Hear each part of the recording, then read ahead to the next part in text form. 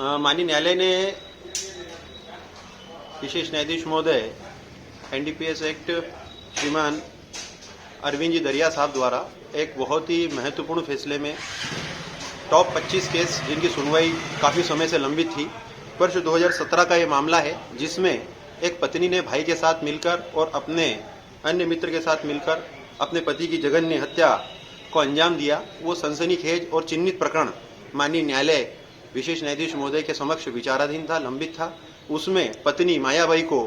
माननीय न्यायालय ने समग्र अभियोजन के आए हुए बिंदुओं को दृष्टिगत रखते हुए जो साक्ष्य और प्रति परीक्षण माननीय न्यायालय के समक्ष हुआ है उसको ध्यान में रखते हुए उसे आजीवन कारावास से दंडित किया है और दिनांक 9/1/2024 को यह महत्वपूर्ण फैसला माननीय दरिया साहब द्वारा दिया गया है। उसमें जो महत्वपूर्ण बात ये थी कि जो उनका पति मायाबाई अभियुक्ता आरोपिया का जो पति था पुखराज, वह कहीं न कहीं यह संदेह उसको अपनी पत्नी पे था कि वो किसी अन्य व्यक्तियों के संपर्क में है, कहीं न कहीं अन्य व्यक्तियों से उसके संबंध या रिलेशन स्थापित हैं और इसको लेकर काफ़ी उसने समझाइश भी करी परिवार में। और दिनांक 20/6/2017 को पत्नी मायाबाई, उसका भाई भीमा और कालू सिंह, इन तीनों ने मिलकर हरवार के जंगलों में उस घटना को अंजाम दिया। जो लाश लगभग 4 दिन बाद हरवार के ही एक आम नागरिक कमलेश जाट नामक व्यक्ति को वो लाश सड़ी हुई अवस्था में दुर्गंध जब उसकी पूरे क्षेत्र में फैल गई थी उसे मिली। उसने पुलिस जीरन को सूचना दी। पुलिस जीरन ने मर्ग कायम कर उसका पूरा अनुसंधान किया। उसके संबंध में डीएनए प्रोफाइल और फॉरेंसिक विभाग की भी जांच की, एक्सपर्ट्स की राय ली और कहीं न कहीं उसकी पहचान जो है मृतक कमलेश के रूप में, पुखराज के रूप में हुई। पुलिस ने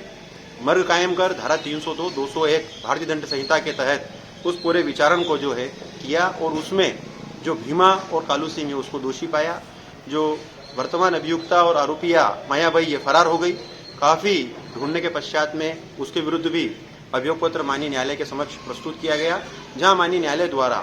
समस्त परिस्थिति का अध्ययन करने के पश्चात और अभियोजन पक्ष द्वारा चूंकि चिन्हित और जघन्य प्रकरण की परिस्थितियों में और सूची में टॉप 25 केस में ये प्रकरण लंबित था, उसमें दिनांक 9/1/2024 को महत्वपूर्ण फैसला देते हुए माननीय न्यायालय ने उसे दोषी पाया। पत्नी